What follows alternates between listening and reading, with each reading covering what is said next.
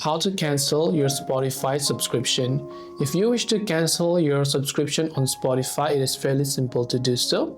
All you have to do is go ahead and then actually just open your browser and go to spotify.com and log into the account of which subscription you'd like to cancel.